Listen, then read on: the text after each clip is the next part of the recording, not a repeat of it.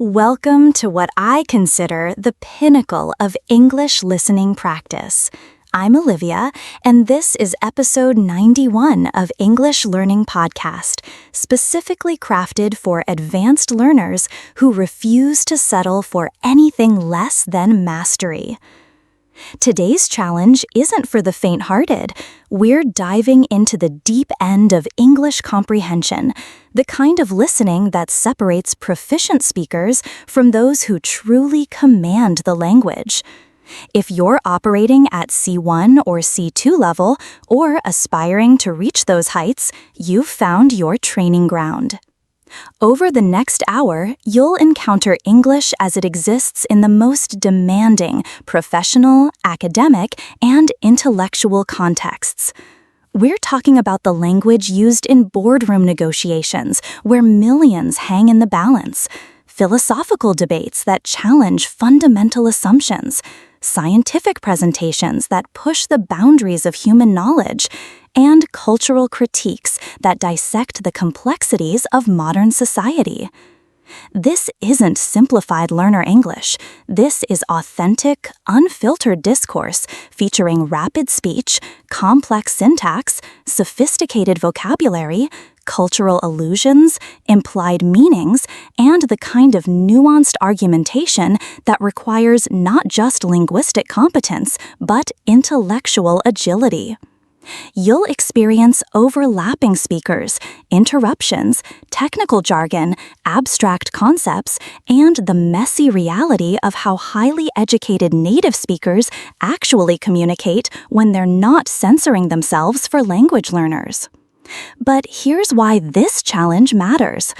Mastering this level of listening comprehension is what transforms you from someone who speaks English well into someone who thinks and operates seamlessly in English-speaking environments. It's the difference between being understood and being taken seriously as an intellectual equal.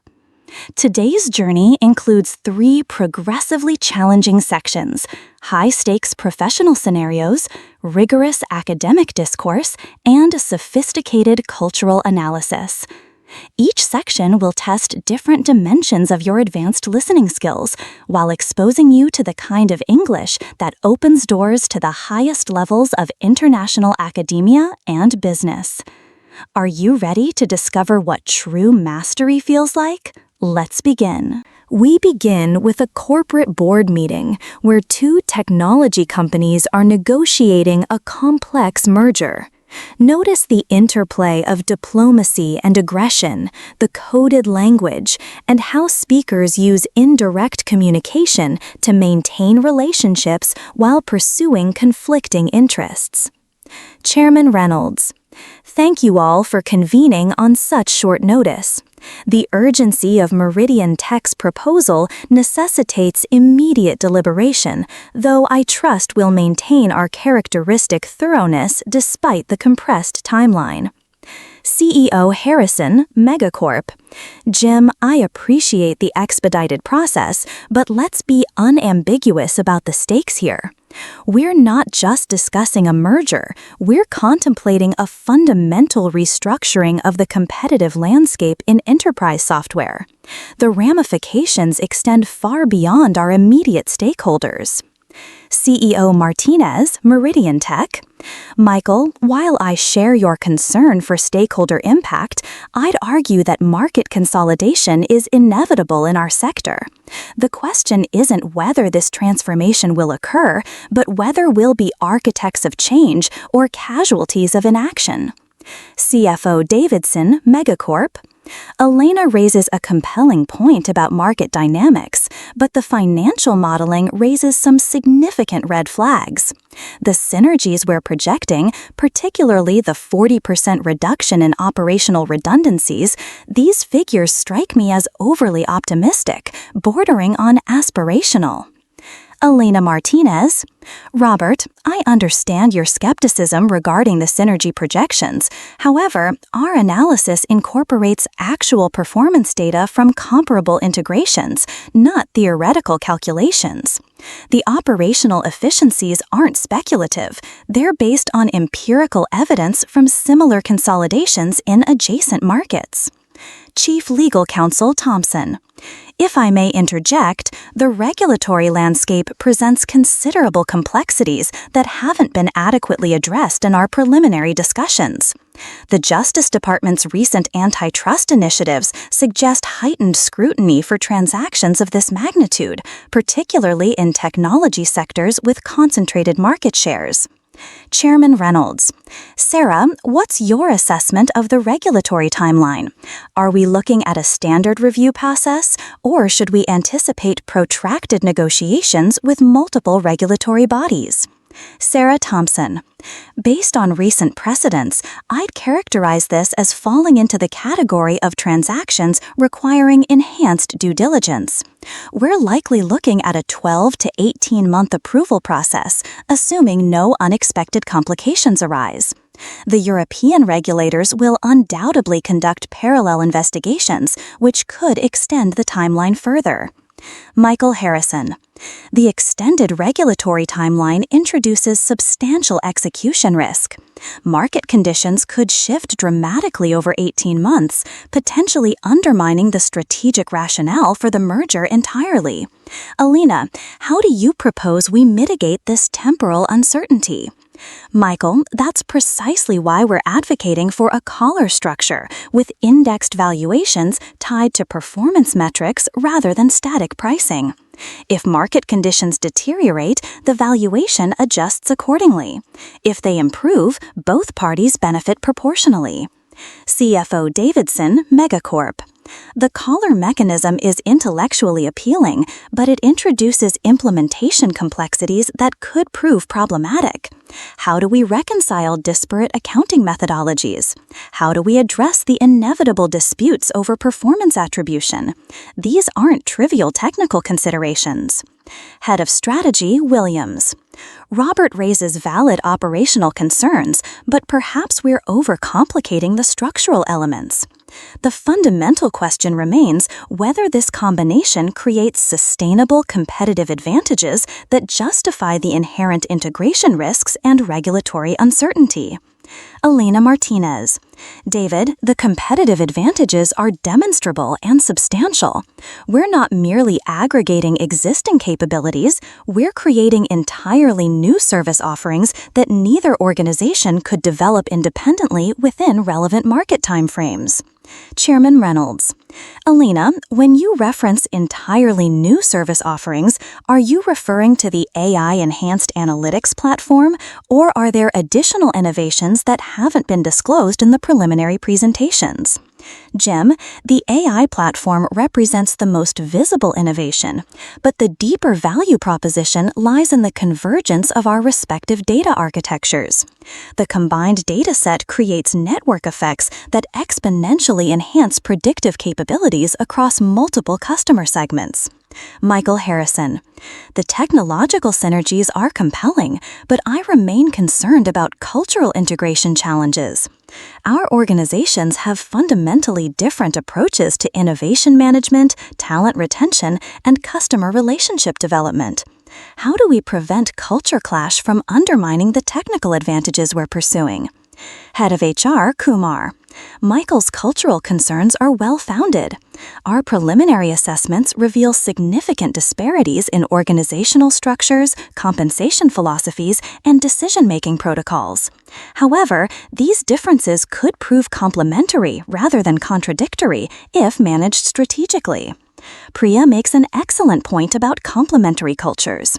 In fact, our due diligence suggests that the cultural differences create opportunities for hybrid approaches that could prove more effective than either organization's current methodologies.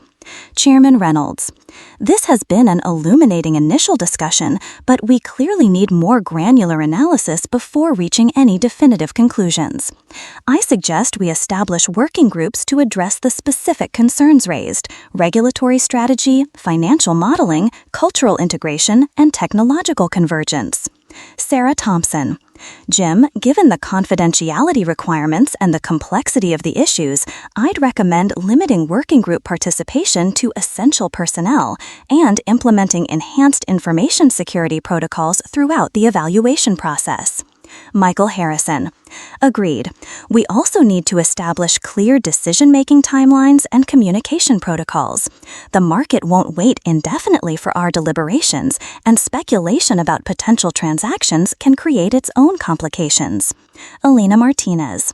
Michael, we're fully aligned on the need for expeditious but thorough evaluation. Perhaps we could reconvene in 10 days with preliminary working group findings and a more detailed implementation timeline. 10 days for preliminary findings seems reasonable, assuming we can maintain the necessary confidentiality while conducting accelerated due diligence. Let's adjourn for now and reconvene with more definitive data and recommendations. Notice how this conversation demonstrates advanced business English. Indirect communication strategies, technical financial vocabulary, diplomatic disagreement, and the complex dance of high-stakes negotiations where every word carries strategic weight. Next, we move to international diplomacy, a climate summit where national representatives negotiate binding emissions targets. Observe the multilateral complexity, the tension between national interests and global imperatives, and the sophisticated rhetoric required for international consensus building. Secretary General Morrison, distinguished colleagues, we reconvene this afternoon with the sobering recognition that our negotiations have reached a critical juncture. The scientific evidence presented by the IPCC delegation this morning leaves no room for equivocation. The window for maintaining global temperature increases below 1.5 degrees Celsius is rapidly closing. Ambassador Chen, China. Secretary General Morrison, while China acknowledges the urgency conveyed by the scientific community, we must also acknowledge the practical realities constraining developing economies. The proposed emissions reduction targets, however scientifically justified, risk undermining economic development trajectories for nations still lifting populations out of poverty. Minister Johansson, Sweden. Ambassador Chen, with respect, the economic development argument, while historically valid, becomes increasingly untenable when weighed against existential climate risks. The Nordic countries' experience demonstrates that aggressive emissions reductions can coincide with sustained economic growth when coupled with strategic investments in renewable technologies. Ambassador Patel, India.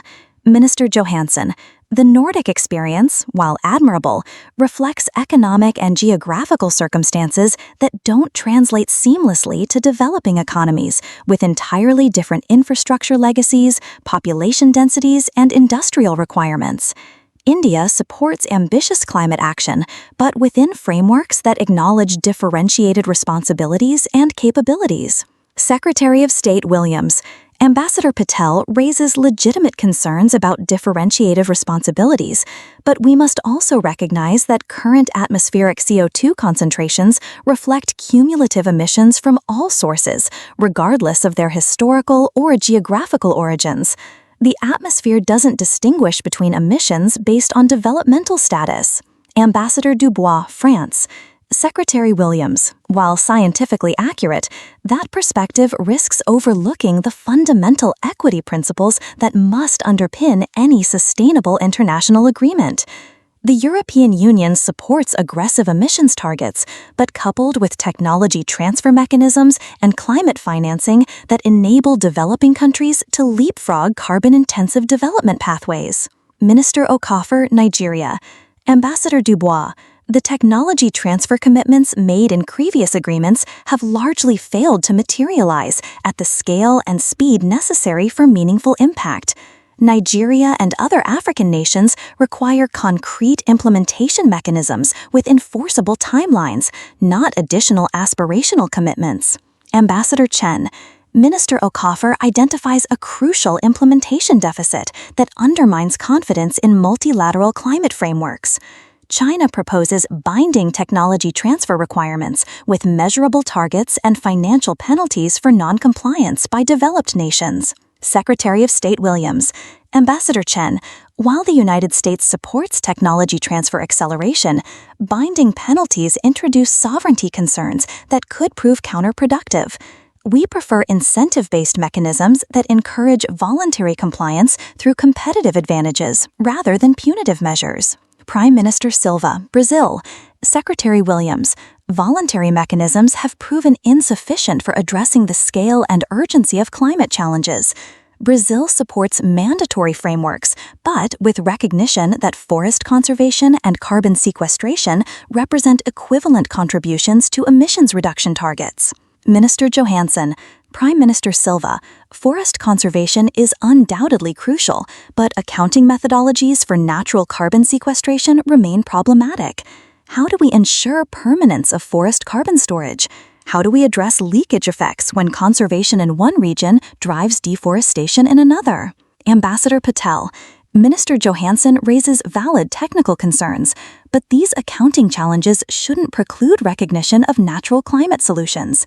India proposes hybrid approaches, combining verifiable emissions reductions with scientifically validated sequestration credits subject to enhanced monitoring and verification protocols. Secretary General Morrison, the technical complexities Ambassador Patel references highlight the need for enhanced scientific coordination alongside political negotiations. Perhaps we should consider establishing a permanent technical advisory body with real-time monitoring capabilities and dispute resolution authority. Ambassador Dubois, Secretary General Morrison, the institutional proposal has merit, but institutional effectiveness depends on political will and financial resources. The European Union would support such a body contingent on guaranteed funding commitments and operational independence from political interference. Minister Okafor, Ambassador Dubois, institutional independence is crucial, but we must ensure developing country representation in governance structures. African nations won't support technical bodies dominated by developed countries, regardless of funding commitments or operational mandates. Secretary of State Williams, Minister Okafor's governance concerns are legitimate.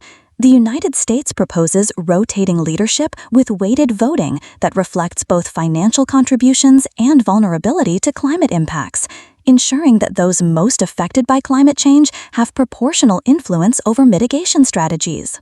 Ambassador Chen, Secretary Williams, weighted voting mechanisms risk perpetuating existing power imbalances rather than addressing them. China supports consensus-based decision-making with enhanced consultation requirements for major policy decisions affecting developing countries. Prime Minister Silva, Ambassador Chen, consensus requirements could paralyze decision-making when urgent action is required. Brazil supports qualified majority voting with minority protection provisions and mandatory impact assessments for developing countries. Secretary General Morrison, these governance discussions highlight the fundamental tension between effectiveness and legitimacy in international institutions. Perhaps we should focus on areas where consensus already exists and build institutional trust through successful implementation of limited but achievable targets. Minister Johansson, Secretary General Morrison, the incremental approach has merit, but scientific evidence suggests we may not have the luxury of gradual consensus building. Climate tipping points operate independently of political timelines, and institutional trust becomes irrelevant if we exceed critical temperature thresholds. Ambassador Patel, Minister Johansson's urgency is well-founded, but institutional legitimacy affects implementation capacity. Agreements without broad-based support risk becoming aspirational documents rather than operational frameworks, potentially undermining long-term climate action rather than accelerating it. Secretary General Morrison, this tension between urgency and legitimacy appears to be a recurring theme in our negotiations. I suggest we adjourn today's session and reconvene tomorrow with more specific proposals for addressing both the scientific imperatives and the political realities that constrain our options. This diplomatic exchange illustrates the sophisticated discourse required for international negotiations: multilateral perspective-taking, technical precision, diplomatic euphemisms, and the complex balance between national interests and global imperatives. Our final professional scenario takes us to an academic conference where leading experts debate the ethical implications of artificial intelligence. Notice the interdisciplinary complexity, the theoretical sophistication, and the way experts navigate disagreements while building on each other's arguments. Moderator, Professor Martinez. Good afternoon, colleagues. Today's panel addresses one of the most pressing intellectual challenges of our era, the ethical frameworks necessary for governing artificial intelligence systems that increasingly influence fundamental aspects of human experience. Our distinguished panelists bring perspectives from philosophy, computer science, law, and cognitive science to bear on these complex questions. Professor Chen, Philosophy, Oxford. Thank you, Maria. I'd like to begin by challenging a fundamental assumption that often underlies these discussions, the notion that we can develop ethical frameworks for AI systems independently of broader questions about moral agency, consciousness, and the nature of responsibility itself. The question isn't simply how to make AI systems behave ethically, but whether our existing ethical categories are adequate for entities that may possess forms of intelligence that are fundamentally alien to human cognitive architectures. Dr. Williams, Computer Science, MIT. Angela raises fascinating ontological questions, but from an engineering perspective, we face more immediate practical challenges. Current AI systems, regardless of their ultimate metaphysical status, are already making decisions that affect human welfare in domains ranging from healthcare to criminal justice. We need actionable ethical frameworks now, not after we resolve fundamental questions about machine consciousness that may remain intractable for decades. Professor Johnson, Law, Harvard. David's pragmatic concerns are well taken, but legal frameworks require conceptual clarity about agency and responsibility that Angela's philosophical analysis suggests we currently lack. How do we assign liability for decisions made by systems whose decision-making processes are opaque even to their creators? How do we ensure due process when algorithmic decisions affect fundamental rights but operate through mechanisms that resist human comprehension? Dr. Patel, Cognitive Science, Stanford. Margaret's legal concerns highlight a crucial epistemological challenge. Our ethical and legal frameworks assume forms of transparency and accountability that may be incompatible with the distributed, emergent decision-making processes characteristic of advanced AI systems. The human cognitive biases that shape our notions of fairness and responsibility may prove systematically inadequate for evaluating AI behavior. Professor Chen. Priya's point about cognitive biases is particularly salient because it suggests that the problem isn't simply technical but involves fundamental limitations in human moral reasoning itself. If our ethical intuitions evolved for evaluating other humans in small-scale social contexts, how reliable are those intuitions for evaluating systems that operate at scales and speeds that exceed human cognitive capacities? Dr. Williams, Angela, while acknowledging the limitations of human moral reasoning, we shouldn't let philosophical perfectionism paralyze practical action. Engineering ethics has always involved working with imperfect frameworks and iteratively improving them based on empirical outcomes. We can begin with existing ethical principles, beneficence, non-maleficence, autonomy, justice, and adapt them based on experience with AI systems. Professor Johnson. David's iterative approach has merit, but legal systems require predictability and consistency that iterative adaptation may undermine. Moreover, the stakes of getting AI ethics wrong, particularly in domains like autonomous weapons or predictive policing, may be too high for experimental approaches that treat human welfare as data points in iterative improvement processes. Dr. Patel. Margaret raises crucial concerns about stakes and experimentation, but cognitive science research suggests that human decision-making in high-stakes domains is already significantly flawed. Studies of judicial decision-making, medical diagnosis, and financial risk assessment reveal systematic biases and inconsistencies that AI systems might actually improve upon, even if those systems aren't perfect. Professor Martinez. Priya's observation about human decision-making flaws raises interesting questions about comparative ethics.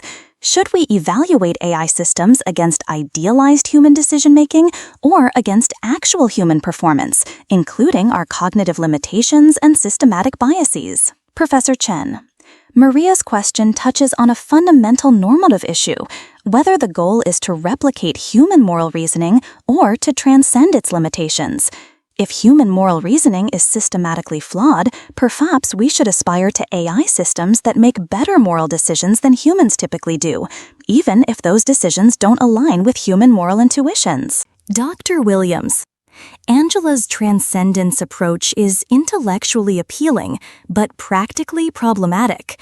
AI systems that make moral decisions incomprehensible to humans raise democratic legitimacy concerns, particularly when those systems affect public policy or legal proceedings. Citizens in democratic societies have rights to understand and contest decisions that affect them. Professor Johnson, David's democratic concerns are well-founded, but they may conflict with effectiveness concerns. If AI systems can make more accurate medical diagnoses or more equitable resource allocation decisions than human experts, do we have moral obligations to use those systems even if their decision-making processes aren't fully transparent to affected parties? Dr. Patel, Margaret's question highlights tensions between different ethical principles: transparency versus effectiveness, human agency versus optimal outcomes. Cognitive science research suggests that humans often prefer explanations that feel satisfying over explanations that are actually accurate, which complicates efforts to make AI decision-making more comprehensible. Professor Martinez, these tensions between transparency and effectiveness, human agency and optimal outcomes seem to recur throughout our discussion. Are these irreconcilable conflicts, or might there be synthesis approaches that honor multiple values simultaneously? Professor Chen, Maria's question about synthesis is crucial because it suggests that the either-or framing may itself be problematic. Perhaps we need meta-ethical frameworks that can navigate trade-offs between competing values contextually, rather than establishing universal hierarchies among ethical principles. Dr. Williams, Angela's meta-ethical approach resonates with engineering design principles where optimization requires balancing multiple objectives simultaneously.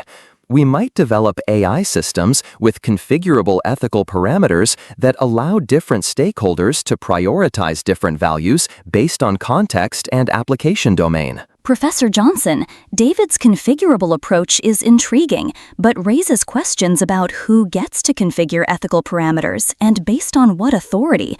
Democratic input into AI ethics might require new institutional mechanisms that don't currently exist in most political systems. Margaret's institutional concerns suggest that AI ethics isn't just a technical or philosophical challenge, but a fundamentally political one, requiring new forms of collective decision-making and democratic participation that account for cognitive limitations and systematic biases in human judgment. This observation about the political dimensions of AI ethics seems like an appropriate point for wrapping up today's discussion.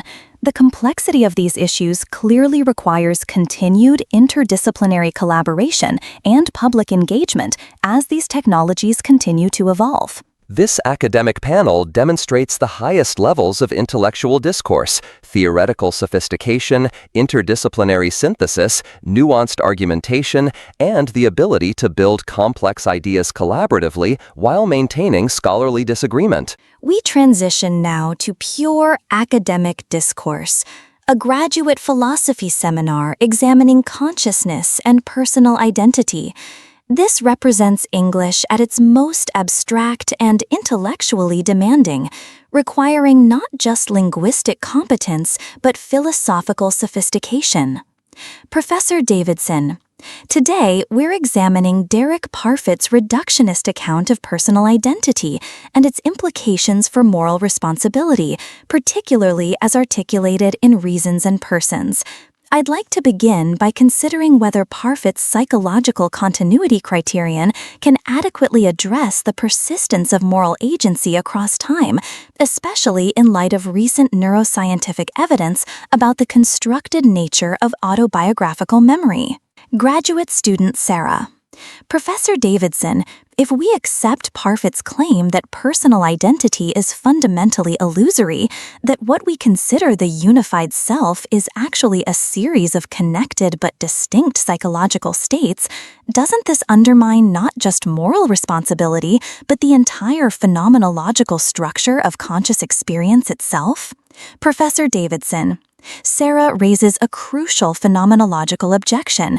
The felt sense of unified consciousness does seem to resist Parfit's reductionist analysis, but we need to distinguish between the phenomenology of selfhood and its ontological status. The persistence of selfhood as an experienced phenomenon doesn't necessarily vindicate its metaphysical reality. Graduate student Marcus. But Professor Davidson, doesn't that distinction between phenomenology and ontology presuppose a problematic dualism? If consciousness is fundamentally embodied, as enactivist cognitive science suggests, then the phenomenological unity of experience might be constitutive of personal identity rather than merely epiphenomenal. Visiting scholar Dr. Chen. Marcus's enactivist approach is intriguing, but it may conflate different levels of analysis. The embodied nature of cognition doesn't necessarily support strong claims about personal identity persistence. Neural plasticity research suggests that even embodied cognitive processes are subject to continuous reconstruction that might undermine rather than support identity persistence. Dr. Chen, but if we take embodiment seriously, we can't treat neural plasticity as undermining identity persistence without falling into a reductive physicalism that ignores the emergent properties of consciousness. The enactivist approach suggests that identity emerges from dynamic coupling between organism and environment rather than residing in static neural configurations. Professor Davidson, Sarah's emergentist account is sophisticated, but it faces what I call the grain problem. If identity is emergent from dynamic processes, at what temporal and spatial scales does this emerge? Are we conscious beings, or conscious moments, or conscious events? The boundaries seem arbitrary. Graduate student Marcus. Professor Davidson, the grain problem might actually support rather than undermine emergentist approaches. If consciousness operates across multiple temporal scales simultaneously, as global workspace theory suggests, then identity might be scale relative rather than absolute, which could reconcile Parfit's reductionism with phenomenological unity. Professor Davidson, Marcus's scale-relative approach is conceptually appealing, but it raises questions about moral responsibility that seem practically intractable. If identity varies across temporal scales, which scale is relevant for attributing responsibility? Do we hold responsible the person moment, the person day, the person year? Graduate student Jessica. Dr. Chen, perhaps the practical intractability of scale-relative responsibility attributions reveals something important about moral responsibility itself, that it's a pragmatic construction rather than a metaphysical fact.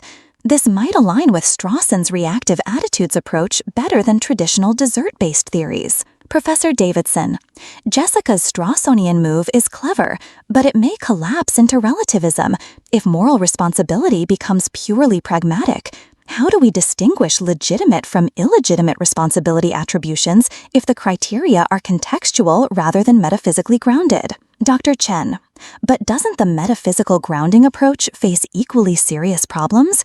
If consciousness research reveals that unified agency is neurologically illusory, defending traditional responsibility concepts may require ignoring empirical evidence in favor of folk psychological intuitions. Dr. Chen, Sarah's empirical challenge is significant, but we should be cautious about deriving normative conclusions from descriptive neuroscience.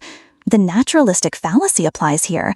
The fact that neuroscience reveals consciousness to be constructed doesn't automatically entail that moral responsibility is illegitimate. Graduate student Marcus. Dr. Chen, but if we're really committed to naturalism, shouldn't our moral concepts be revisable in light of empirical discoveries? The persistence of folk psychological concepts, despite scientific disconfirmation, might reflect cognitive conservatism rather than philosophical insight. Graduate student Jessica. Marcus, that assumes a problematic hierarchy between scientific and moral discourse. Maybe the right approach is what Sellers called stereoscopic vision, finding ways to integrate scientific and manifest images rather than privileging one over the other. Professor Davidson. Jessica's Sellarsian approach is appealing, but integration requires commensurable conceptual frameworks. If consciousness science and moral responsibility involve incommensurable vocabularies, integration might be impossible rather than merely difficult. Dr. Chen.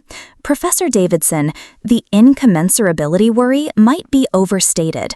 Recent work in moral psychology suggests that our responsibility practices are more flexible and context-sensitive than traditional philosophical theories suggest, which might provide resources for integration. Graduate student Sarah. Dr. Chen, but if responsibility practices are that flexible, don't we risk losing any normative constraints? Without some principled basis for responsibility attributions, moral evaluation becomes arbitrary power assertion rather than legitimate normative assessment. Graduate student Marcus. Sarah, maybe that's not a bug but a feature. If power relations are inevitable in moral evaluation, acknowledging them explicitly might be more honest than pretending that responsibility attributions are politically neutral metaphysical discoveries. Professor Davidson. Marcus's political analysis is thought-provoking, but it seems to conflate descriptive and normative claims about power. The fact that responsibility attributions involve power relations doesn't necessarily delegitimize the normative authority of those attributions. Graduate student Jessica.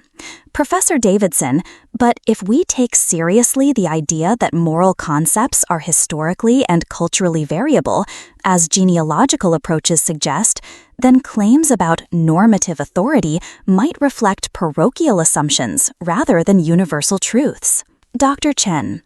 Jessica's genealogical approach raises important questions about moral epistemology, but it may be self-undermining. If all normative claims reflect parochial assumptions, doesn't that include the genealogical critique itself? Dr. Chen, the self-reference problem with genealogical critiques is real, but it might point toward a more modest conclusion, that normative claims require local justification rather than universal grounding, which is compatible with fallibilistic but non-relativistic moral epistemology. This has been a characteristically rich discussion that's opened more questions than it's answered, which is perhaps appropriate for these fundamental issues. For next week, I'd like you to read Shoemaker's Self, Body, and Coincidence and consider whether psychological continuity theories can accommodate the embodiment insights we've discussed today. This philosophical seminar exemplifies academic English at its most demanding: abstract conceptual analysis, sophisticated argumentation, technical philosophical vocabulary, and the ability to engage with multiple theoretical frameworks simultaneously. Scientific research presentation. Quantum computing breakthrough. Next, we encounter cutting-edge scientific discourse, a research presentation announcing a quantum computing breakthrough. Notice the technical precision, the complexity of explaining revolutionary concepts, and the interplay between theoretical sophistication and practical implications. Dr. Elizabeth Chen. Thank you for attending this special session. Today, I'll present findings from our collaboration with IBM Research and the University of Vienna that we believe represent a fundamental breakthrough in quantum error correction, specifically the demonstration of logical qubit coherence times exceeding 1 millisecond using novel topological stabilizer codes implemented on superconducting quantum processors. To contextualize these results, consider that quantum computing's transformative potential has been constrained by decoherence, the tendency of quantum states to deteriorate through environmental interaction. Current superconducting qubits maintain coherence for microseconds, insufficient for meaningful quantum algorithms requiring thousands of logical operations. Our approach leverages topological quantum error correction, where logical qubits are encoded in non-local properties of many-body quantum systems that are inherently protected against local perturbations. Think of it as distributed quantum information storage that's robust against individual component failures. Audience member, Dr. Rodriguez. Dr. Chen, topological approaches have been theoretically promising for decades, but experimental implementations has faced insurmountable fabrication challenges. How did your team overcome the precision requirements for creating and manipulating anionic excitations in condensed matter systems? Dr. Chen, excellent question, Miguel. Rather than attempting to fabricate naturally occurring topological phases, we've implemented effective topological protection using surface codes with carefully engineered noise correlations. By introducing controlled environmental coupling that creates spatially correlated decoherence patterns, we've achieved quantum error correction thresholds comparable to theoretical topological systems. Dr. Tanaka, audience. The correlation engineering approach is ingenious, but doesn't introduced environmental coupling inherently increase decoherence rates? How do you reconcile enhanced protection with increased noise? Dr. Tanaka, that's the counterintuitive aspect of our results. While total decoherence rates increase, the spatial correlation structure enables dramatically more efficient error correction. The syndrome extraction process becomes deterministic rather than probabilistic, reducing the quantum overhead required for fault-tolerant computation. Dr. Patel, audience. Dr. Chen, could you elaborate on the syndrome extraction improvements? Traditional quantum error correction requires exponential overhead scaling, which has been a fundamental obstacle to practical quantum computing. Absolutely, Dr. Patel. In conventional approaches, syndrome measurements introduce additional decoherence while extracting error information. Our correlated noise protocol enables passive syndrome readout through environmental monitoring, eliminating measurement-induced decoherence while maintaining full error correction capability. Dr. Williams, audience. The passive syndrome readout is fascinating, but I'm concerned about scalability. How does the environmental correlation engineering scale with system size? Are we looking at polynomial or exponential resource requirements? Dr. Williams, scalability is indeed crucial. Our theoretical analysis suggests polynomial scaling with favorable constants. We've demonstrated the protocol on 12-qubit systems, and projected resource requirements for 1,000-qubit systems remain within engineering feasibility bounds, assuming continued progress in superconducting fabrication precision. Dr. Zhang, Dr. Chen, what are the implications for quantum algorithm implementation? Do existing quantum algorithms map naturally onto your topologically protected logical qubits, or are algorithmic modifications required? Dr. Chen, that's where things become particularly exciting. The enhanced coherence times enable implementation of variational quantum algorithms that were previously impractical due to decoherence limitations. We've successfully implemented quantum approximate optimization algorithms with circuit depths exceeding 1,000 gates, unprecedented for near-term quantum devices. The algorithmic implications are remarkable, but I'm curious about the physical implementation details. You mentioned superconducting processors. Are you using transmon qubits, flux qubits, or novel architectures specifically designed for topological protection? Miguel, we're using modified transmon architectures with additional coupling circuitry that enables the correlated environmental interactions. The key innovation involves engineered dissipation channels that create non-local quantum correlations while preserving computational basis state coherence. The engineered dissipation approach is conceptually appealing, but engineering specific environmental correlations seems technically formidable. What fabrication tolerances are required, and how robust is the protection against parameter variations? Dr. Tanaka, fabrication requirements are demanding but achievable with current lithographic precision. Parameter sensitivity analysis indicates robustness margins of approximately 10%, which provides sufficient engineering tolerance for reliable device operation. Dr. Patel, Looking toward practical applications, what quantum advantage demonstrations become feasible with millisecond coherence times? Are we approaching the threshold for quantum supremacy in commercially relevant problems? Dr. Patel. Millisecond coherence enables quantum algorithms with complexity beyond classical simulation capabilities for systems exceeding 50 logical qubits.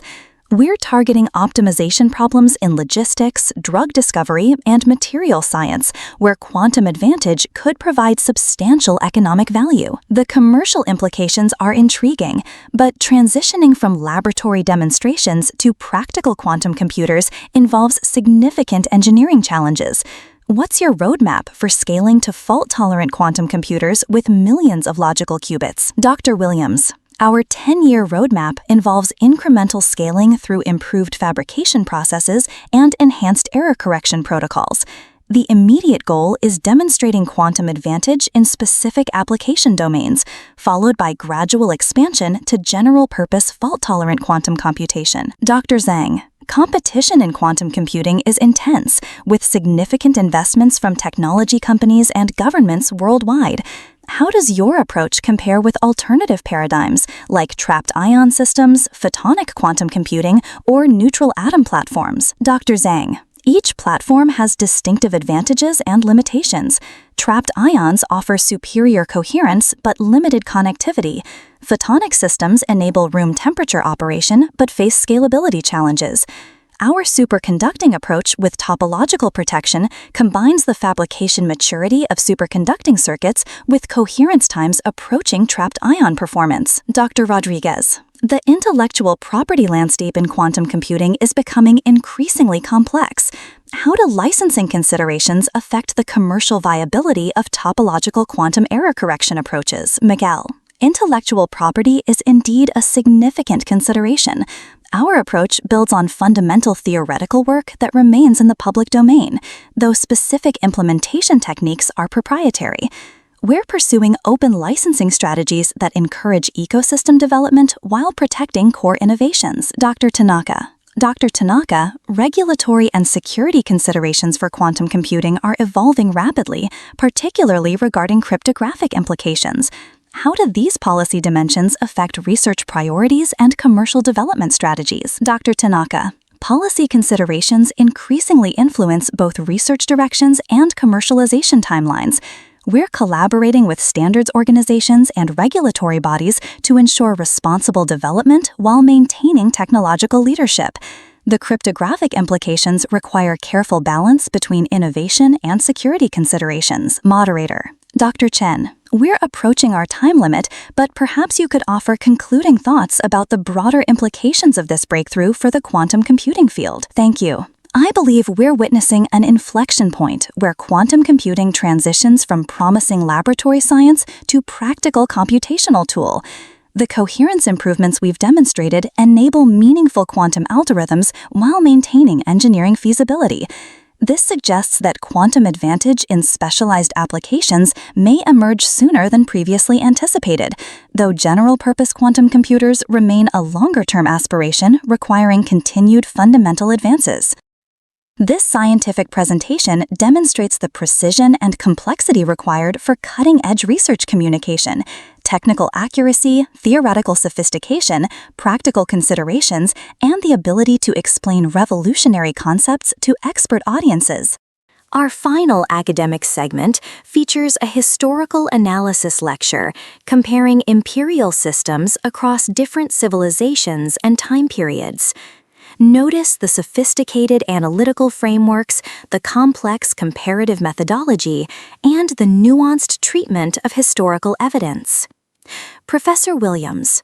Today, we examine what I term imperial convergence patterns, the remarkable similarities in administrative structures, economic policies, and cultural strategies that emerge across geographically and temporally distinct imperial systems, from the Roman Empire to the Qing dynasty to the British Empire. Traditional historiography has emphasized the uniqueness of imperial formations, but comparative analysis reveals striking structural parallels that suggest underlying dynamics of imperial governance that transcend specific cultural contexts. This convergent evolution in imperial administration raises fundamental questions about the relationship between power, territory, and cultural diversity that remain relevant for understanding contemporary geopolitical arrangements. Consider the administrative challenge common to all successful empires, governing culturally heterogeneous populations across vast territories with limited communication technologies. The Roman solution involved standardized legal frameworks combined with cultural accommodation. Roman law provided universal governance, while local customs were preserved in non-essential domains. The Qing dynasty faced analogous challenges, governing Han Chinese, Mongols, Tibetans, and numerous other ethnic groups. Their solution involved what modern scholars term multi-ethnic imperial ideology, a hierarchical system that preserved cultural distinctions while integrating diverse populations into unified administrative structures. The British Empire, despite different historical circumstances, developed remarkably similar strategies. Indirect rule that preserved local power structures while imposing unified legal and economic frameworks, combined with cultural policies that accommodated diversity within imperial unity. These convergent patterns suggest that imperial governance involves universal challenges that generate similar institutional responses despite radically different cultural contexts.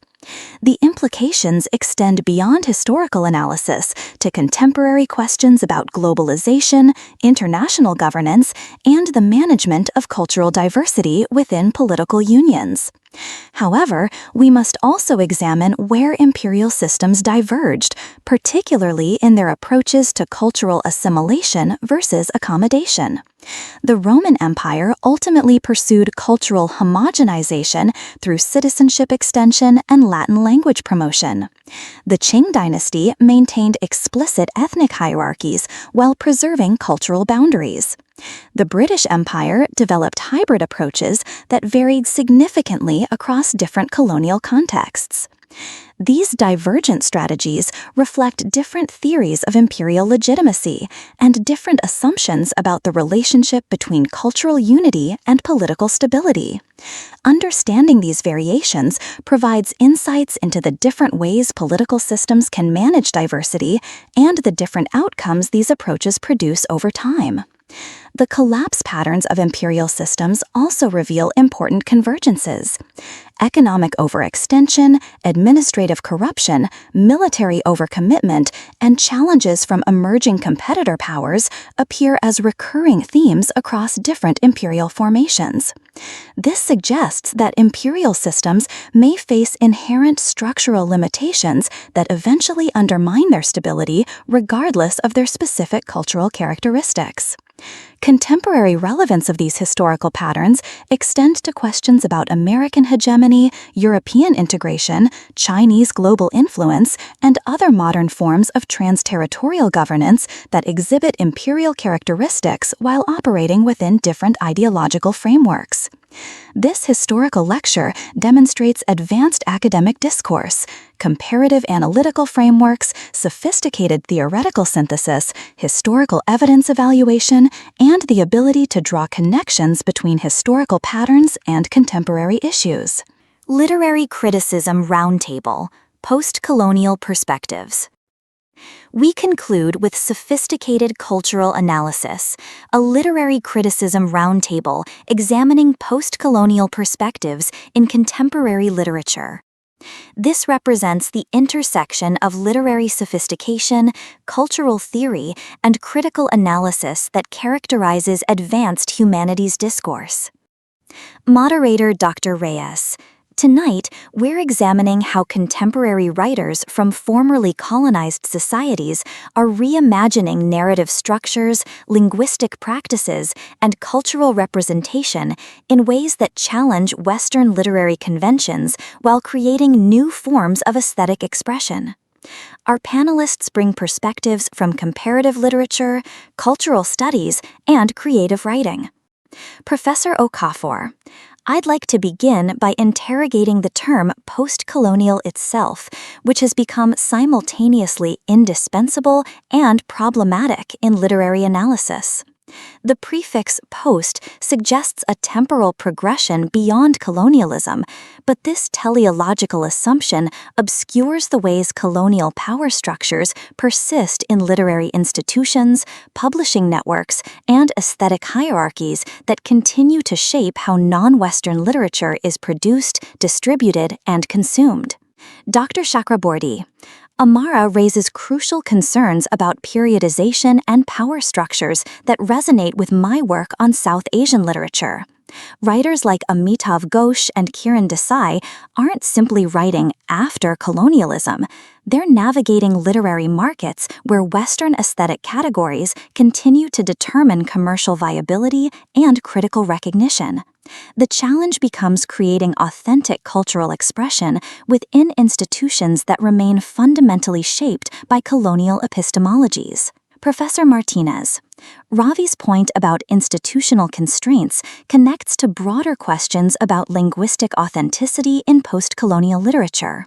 When writers like Ngugi wa Thiong'o advocate for indigenous language literature, they're challenging not just linguistic imperialism, but the entire infrastructure of global literary circulation that privileges European languages. Yet writers who choose English or French aren't necessarily compromising authenticity. They may be strategically appropriating imperial languages for anti-imperial purposes. Dr. Williams, Elena's observation about strategic appropriation highlights the complexity of agency within constrained choices. Writers like Gloria Anzaldúa, who code-switch between Spanish and English within single texts, create what Homi Bhabha terms hybrid literary forms that resist easy categorization within traditional literary taxonomies. These linguistic strategies suggest new aesthetic possibilities that emerge from cultural contact rather than existing despite it. Professor Okafor, James raises important questions about hybridity, but we must be cautious about celebrating cultural mixing without examining power differentials. When metropolitan critics praise hybrid aesthetics, they may be unconsciously replicating colonial dynamics that valued cultural difference only when it's been safely domesticated for Western consumption. The challenge is distinguishing between genuine innovation and what might be called exotic post-colonialism that confirms rather than challenges Western expectations. Dr. Chakraborty, Amara's concern about exotic post-colonialism resonates with recent debates about world literature as a category that may inadvertently reproduce hierarchical relationships between center and periphery. When Western universities create world literature curricula, the selection criteria often reflect Western pedagogical assumptions about what constitutes universal human experience, potentially marginalizing literary traditions that don't conform to Western narrative conventions. Professor Martinez, Ravi's critique of world literature curricula points toward larger questions about aesthetic universalism versus cultural specificity. Writers like Chinua Achebe and Gabriel Garcia Marquez achieved international recognition partly by creating works that were simultaneously rooted in specific cultural contexts and accessible to international audiences. But this accessibility may require what some critics called translation, not just linguistically, but culturally, making indigenous cultural practices comprehensible to outsiders in ways that may compromise their authentic complexity. Dr. Williams, Elena's translation metaphor is particularly apt because it highlights how cultural representation involves interpretive choices that inevitably involve loss and transformation.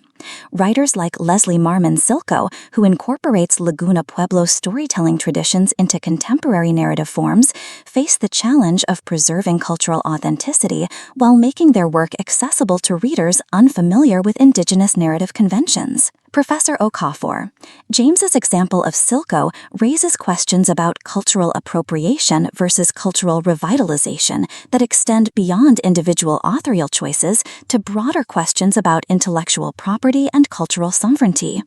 When indigenous narrative traditions are incorporated into literary works that circulate in commercial markets, who benefits from that circulation, and how do we ensure that cultural communities retain control over their own representation practices? Dr. Chakraborty, Amara's sovereignty concerns connects to recent scholarship on decolonizing methodologies in literary studies itself. Scholars like Linda Tuhiwai Smith argue that even well-intentioned academic analysis of indigenous literature may perpetuate colonial knowledge production practices unless indigenous communities participate as equal partners in defining research questions and interpretive frameworks. Professor Martinez, Ravi's point about decolonizing methodologies suggests that literary criticism needs to examine its own institutional practices, not just analyze literary texts. When Western universities hire scholars to teach post-colonial literature, they may be creating academic positions that depend on maintaining the very categories and hierarchies that post-colonial literature seeks to challenge. Dr. Tabakorti, Elena's institutional critique raises uncomfortable questions about academic complicity in systems we claim to critique.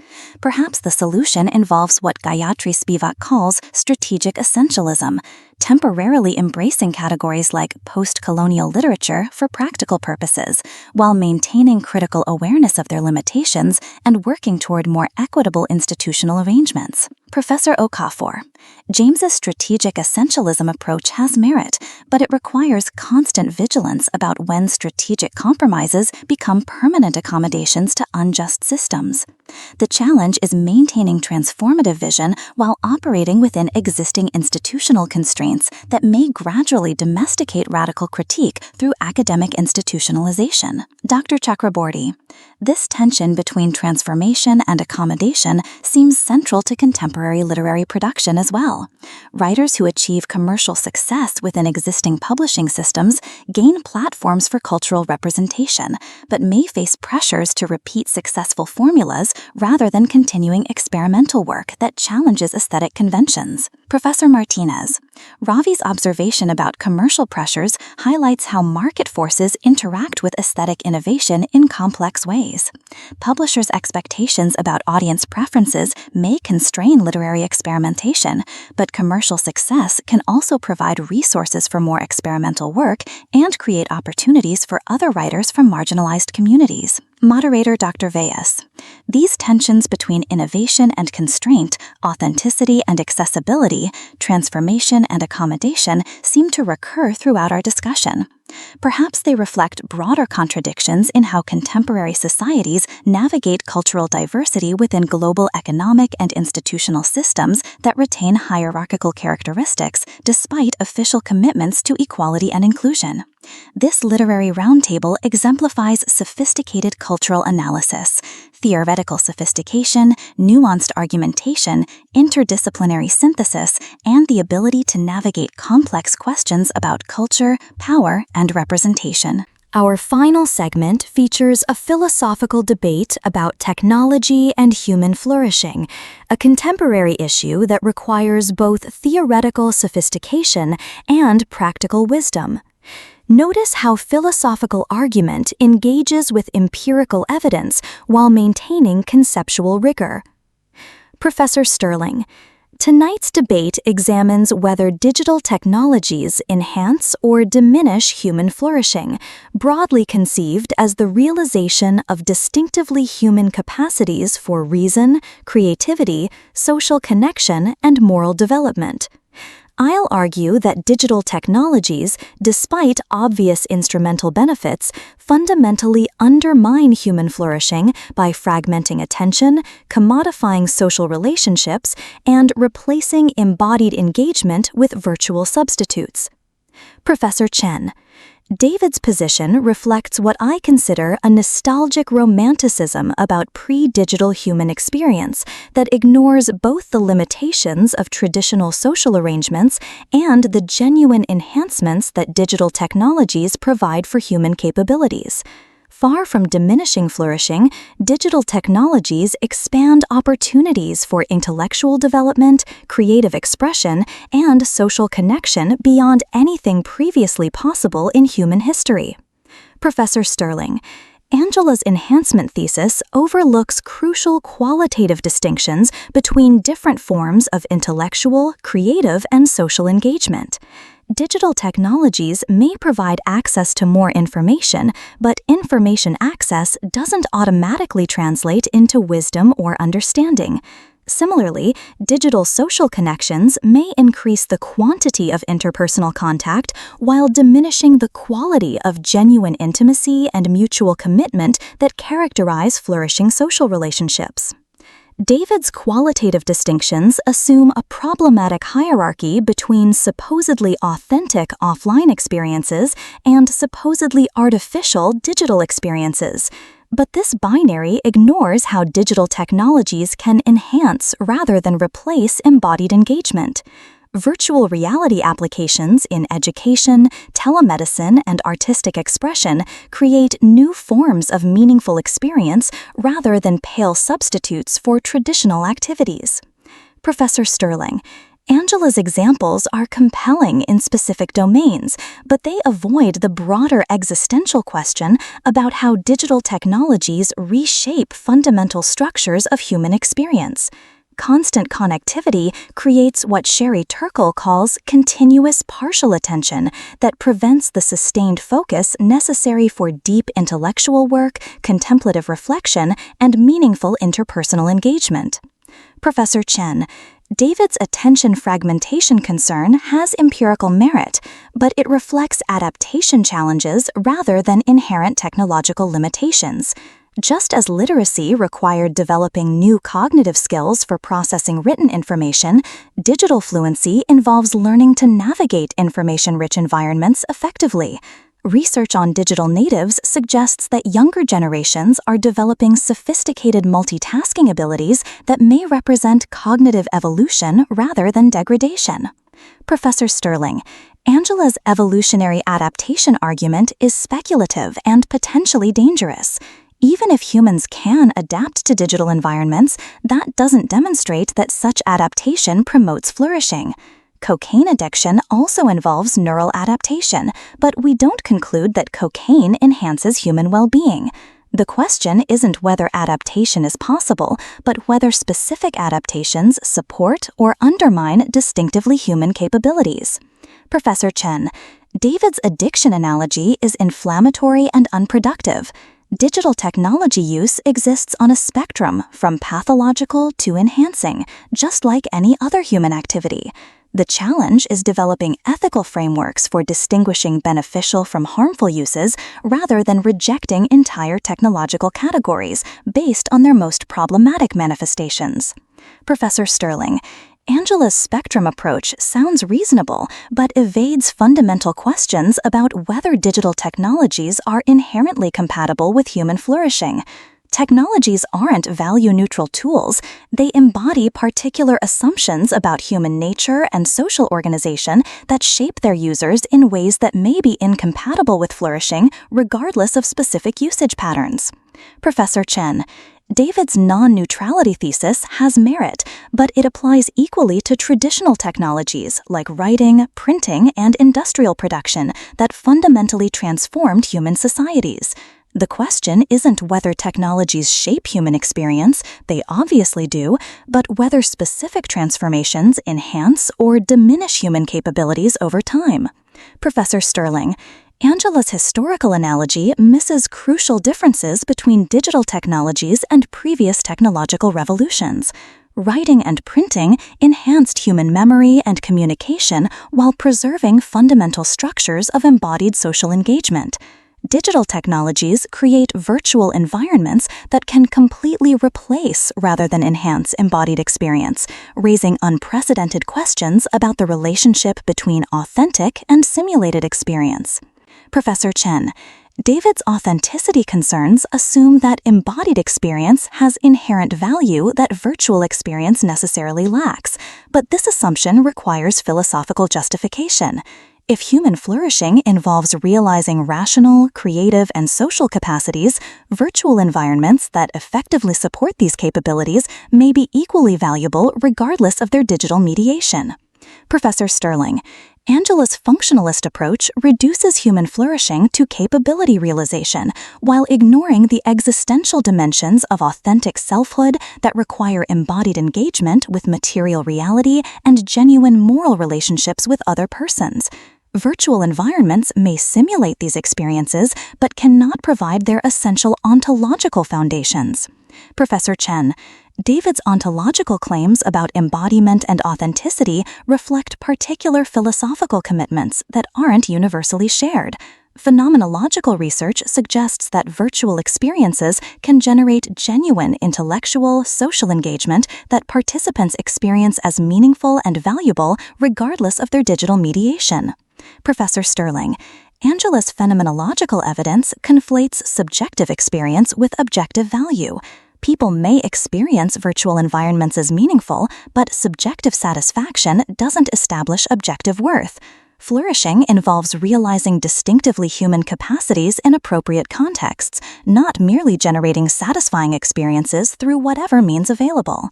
Professor Chen, David's objective-subjective distinction requires criteria for determining which experiences have objective worth that don't obviously privilege traditional over digital activities. If criteria include intellectual development, creative expression, and social connection, many digital activities score highly on these measures compared to traditional alternatives.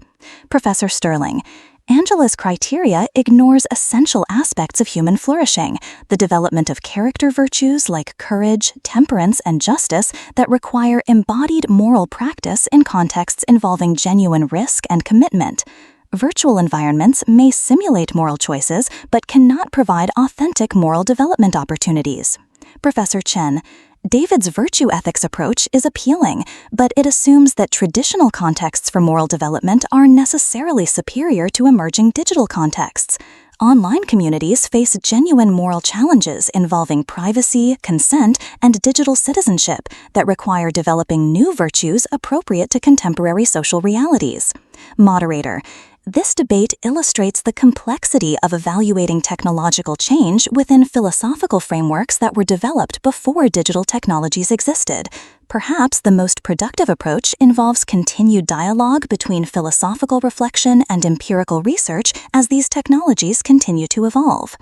This philosophical debate demonstrates the highest levels of argumentative sophistication, theoretical rigor, conceptual precision, evidence integration, and the ability to maintain philosophical disagreement while building complex arguments collaboratively.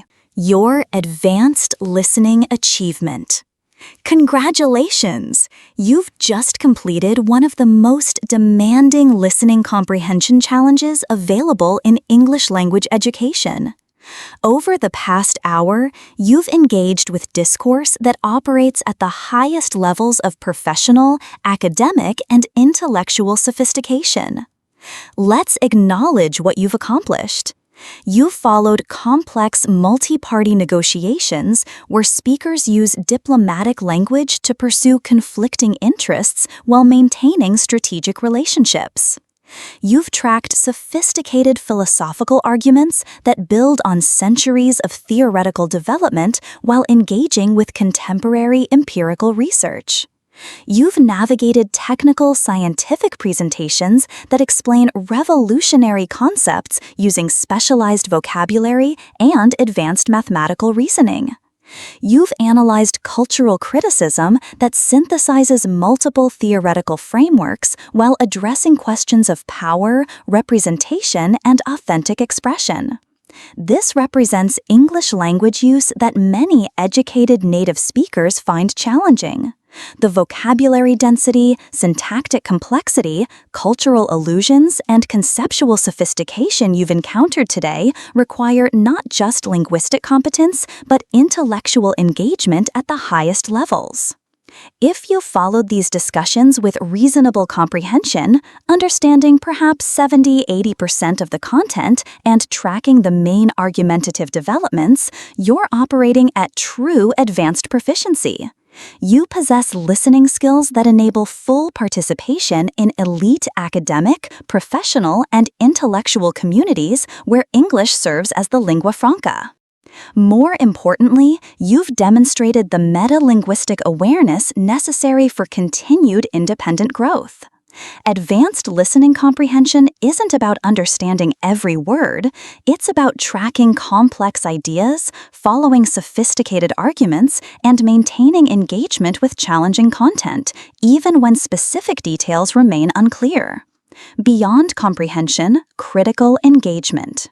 Mastery at C1, C2 level involves more than passive comprehension. It requires active, critical engagement with the ideas you encounter. As you continue developing your advanced English skills, focus not just on understanding what speakers say, but on evaluating the quality of their arguments, identifying unstated assumptions, recognizing rhetorical strategies, and formulating your own responses to complex questions. The conversations you've heard today represent different models of intellectual discourse: diplomatic negotiation, academic debate, scientific presentation, cultural criticism, and philosophical argument. Each involves different conventions, expectations, and strategies for building and challenging ideas. Understanding these genre differences enables you to participate effectively across diverse intellectual contexts. Your journey toward English mastery doesn't end with comprehension. It culminates in your ability to contribute original insights to conversations like those you've experienced today. The ultimate goal isn't just understanding sophisticated English discourse, but joining it as an equal participant capable of advancing knowledge, challenging assumptions, and contributing to the collective pursuit of understanding that characterizes advanced intellectual communities. Thank you for accepting today's challenge and demonstrating the intellectual courage required for genuine language mastery. Your commitment to engaging with demanding content at this level reflects the kind of serious intellectual work that transforms not just your English abilities, but your capacity for complex thinking across all domains of human inquiry. Continue seeking out challenging content, continue pushing your comprehension boundaries, and remember, you've proven today that you possess the linguistic and intellectual resources necessary for full participation in the most sophisticated English-speaking communities worldwide. This is Olivia, congratulating you on achieving advanced listening mastery that opens doors to limitless intellectual possibilities.